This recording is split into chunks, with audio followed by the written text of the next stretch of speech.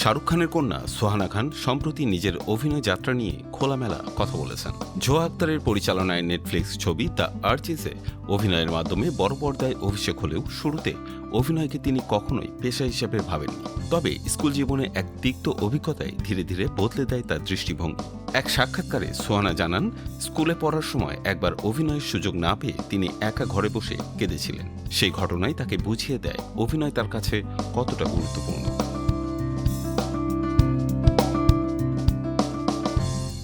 সোহানা বলেন, শুরুর দিকে স্কুলের নাটকে অংশ নিতে তিনি স্বাচ্ছন্দ্য বোধ করতেন না। মঞ্চে উঠলে অস্বস্তি লাগত, নিজেকে অদ্ভুত প্রাণী মনে হতো।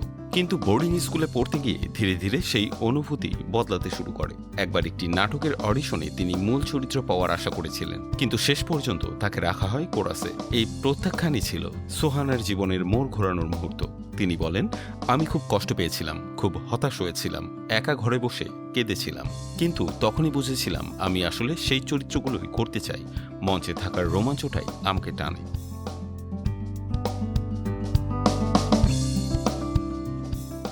তিনি জানান, ওই অভিজ্ঞতায় তাকে বুঝিয়ে দেয় অভিনয় সৃজনশীল প্রক্রিয়ার সঙ্গে তার গভীর আবেগের সম্পর্ক।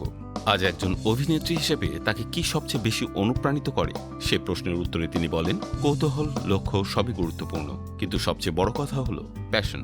এই তিনটে সমন্বয়ই আমাকে এগিয়ে নেয়।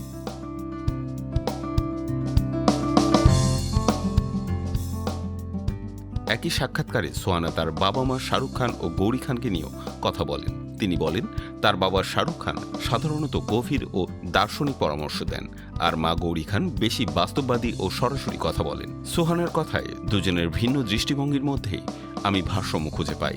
সামনে কিং, জোয়া আক্তারের দ্য আর্চিস দিয়ে অভিনয়ে পা রাখা সোহানা খানকে এবার দেখা যাবে বাবা শাহরুখ খানের সঙ্গে আসন্ন ছবি কিংয়ে।